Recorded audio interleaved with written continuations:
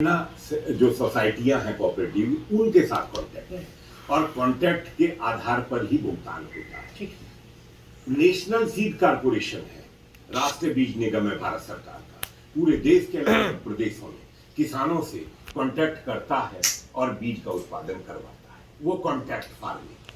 पंजाब में कितने किसान जो है वो आलू का बीज कंपनियों के लिए कांटेक्ट करके बीज पैदा करके दे रहे हैं, वो कांटेक्ट फार्मिंग। जो चिप्स बनाने वाली कंपनियां हैं उनके लिए जो आलू पैदा कर रहे हैं, जो ग्रोवर हैं कुछ, वो हमारे हापुड़ में भी हैं, फर्रुखाबाद भी हैं, मैं जो जानकारी मुझे है, और उनका कांटेक्ट अगर ये हो रहा है यतेंद्र जी कि 16 रुपए किलो हम आलू देंगे, तो वो 16 रुपए किलो उनको पेमेंट हो रहा है, उसमें कोई बात नहीं। अब आपने कहा कि उसमें कानूनी व्यवस्था खोल दी जाए।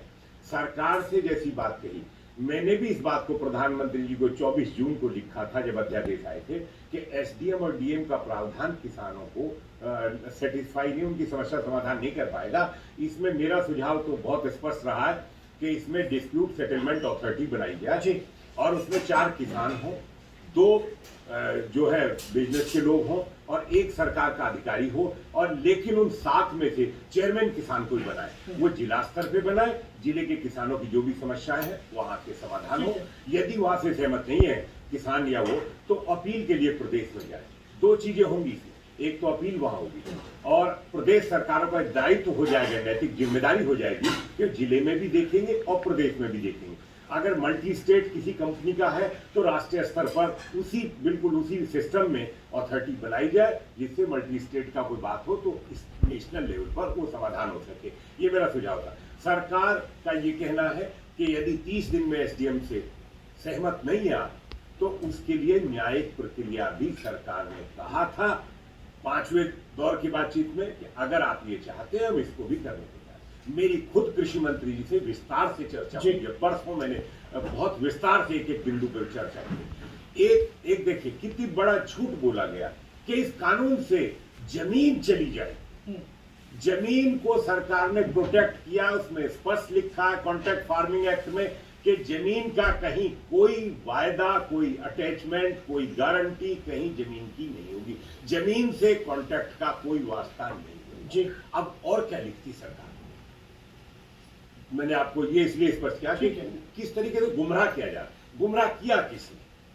पंजाब में कुल खरीद का 98% धान और गेहूं खरीद होती है। उन्हीं आड़तियों एक ट्रक पर 7,500 रुपए कमीशन आड़ती को मिलता है। ना पैदा करना है, ना आगे कहीं कुछ करना है, ना कोई मेहनत, ना कोई मैनेजमेंट करना, ना स्टॉक करना है। भारत सरकार के खरीद की व्यवस्था में वो किसान लाया और उसे अपना लोड करा ट्रक में, और अब मान लीजिए उसने 10 ट्रक दिन में लोड कर दिए तो उसको तो 75,000 रुपए हराम के मिल रहे हैं, बिना करे धरे मिल रहे हैं। तो हिंदुस्तान में कोई बड़े से बड़ा रईस जो है आम आदमी इस देश का, वो नहीं सोच सकता। तो चूंकि उनका हो रहा था, इसी में एक बड़ा खेल जो हो रहा था, खेल क्या हो रहा था कि यही पंजाब के ये जो लोग हैं व्यापारी बिहार में गए और बिहार में जो है वह 800 रुपए 900 रुपए धान खरीदा। बिल्कुल शिकायत सही है, सच्चाई है, शिकायत नहीं है, सच्चाई है कि ये लोग वहां जाके 800-900 रुपए कुंटल पे धान खरीदते हैं और उस धान को लाके बिहार से पंजाब की मंडी के द्वारा न्यूनतम समर्थन मूल्य में 1800 रुपए पे उसकी आपूर्ति इसी भारत सरकार के उसमें की जा रही है। ये कम बड़ा स्कैंडल होता रहा है। आग जो लगी है उस लूट के ऊपर जो लगी है, उन्होंने इस आंदोलन को आग लगवाई थी शुरू में।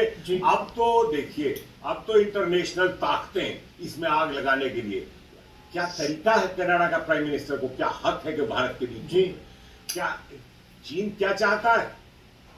चीन चाहता क्या है? क्योंकि इस सरकार ने अंतर्राष्ट्रीय स्तर पर भारत की ताकत और अंतर्राष्ट्रीय स्तर पर जो मजबूती दिखाई है उसको बर्दाश्त नहीं कर रहा कोई भी है। टुकड़े टुकड़े की बात मैं नहीं कर रहा हूं, मैं कह रहा हूं कि शाहीन बाग के लोगों को मतलब क्या, किसानों की ताकत कम है क्या जो आपकी मदद चाहिए? मैं पूछता एनजीओ की किस लिए मदद चाहिए? फॉरेन फंडेड एनजीओ की आग लगवाने के लिए, गुमराह करने के लिए? ये देश के हित में नहीं है, ये किसान के हित में नहीं है। किसान अपनी शक्ति जानता है। कल क्या किया राजनीतिक दलों ने? सब अपनी अपनी नेतागिरी करने का है, फिर फेल हो गया ना।